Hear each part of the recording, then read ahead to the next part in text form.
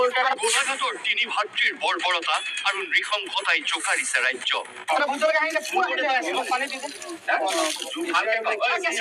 মোৰ ভতিজা ল'ৰা হয়, গম পাইছে? ইমান সৰু আমি ইমান বেয়া হয় যদি গালি দিওঁ, কিন্তু সেইটো পাৰত আমি চাব নোৱাৰো। মই মোবাইলত দেখি মই নিজে কান্দিছো। কিয় ইমান মাৰিছে? যদি ৰাজু শ্ৰেষ্ঠই গুৰ দিয়ালৈকে আহিব মোবাইলত তাৰ ঘৈণীয়েকে কি কৈছে যে সেইটো নদীত পেলাই দিয়ে।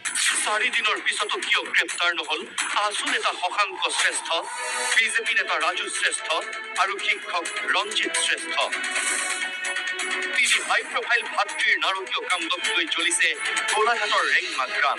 ৰাজু শ্ৰেষ্ঠক গ্ৰেপ্তাৰ কৰক, শশাংক শ্ৰেষ্ঠক গ্ৰেপ্তাৰ কৰক, ৰঞ্জিত শ্ৰেষ্ঠক গ্ৰেপ্তাৰ কৰক।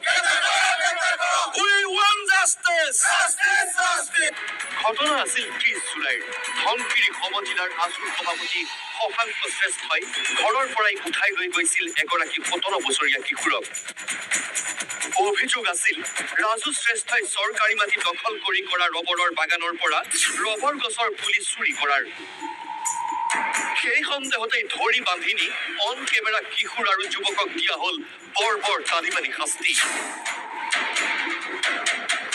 পুলিচো আছিলে, দলং এখন আছে মানে গয়াং নদী বুলি কয়, দলংখনৰ কিনাৰত আমাৰ বৰপথাৰ উচি আছে।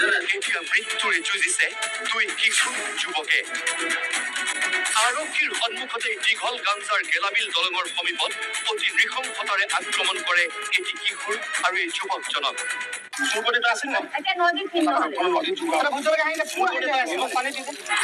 নেতৃত্ব দিছিল সদৌ অসম ছাত্ৰ সন্থাৰ ধনশিৰি